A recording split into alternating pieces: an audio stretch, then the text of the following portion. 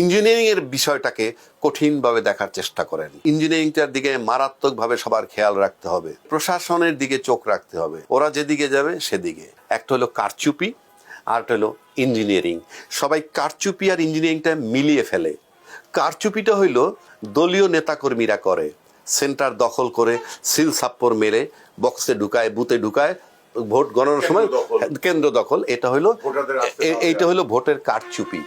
এইটা আপনি এবার হবে বলে আমার কাছে মনে হয় না, বিকজ এভরিবডি খুব সজাগ। হ্যাঁ, মারাত্মক অ্যাওয়ার্ড। সেকেন্ড হলো ইঞ্জিনিয়ারিং। ইঞ্জিনিয়ারিংটা করে কারা? সেটা করে প্রশাসন, মানে প্রজাতন্ত্রের কর্মকর্তা কর্মচারীরা।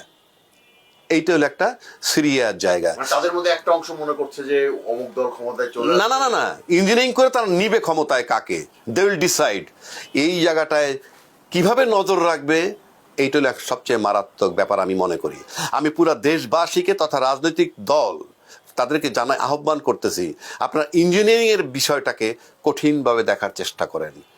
ইঞ্জিনিয়ারিংটা করে কিভাবে বলবো আমি একটু।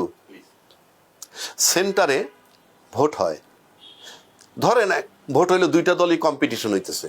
এক্স দল পাইলো 150টা, ওয়াই দল পাইলো 107টা। 150 বা 160, আরেকজনে পাইলো 107। ওই যে প্রিজাইডিং অফিসার যে থাকে সে সই করে দিল, এজেন্টরাও সই করলো, তাদেরকে একটা কপিও দিয়ে গেল, তারাও জানতেছে।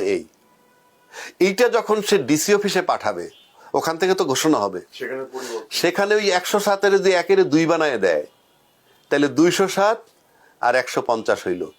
এই যে 207 আর 150 হইল, আপনি চিৎকার করেন, আমি ওই মুহূর্তে আমলে নিব না, ওই মুহূর্তে আমি আমলে নিব না।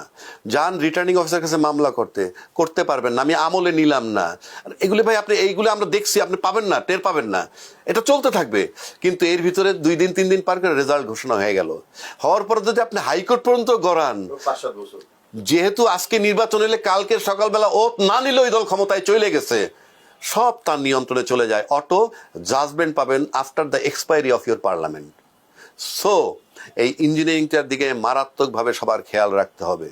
চেক এন্ড ব্যালেন্স কিভাবে আনা যায়? ওই ইঞ্জিনিয়ারিং আপনার খেয়াল রাখতে হবে। সেটা হলো আপনি প্রশাসনের দিকে চোখ রাখতে হবে। এই প্রশাসনিক ইঞ্জিনিয়ারিং, ওরা যেদিকে যাবে সেদিকে, এটা খেয়াল রাখতে হবে এখন থেকে।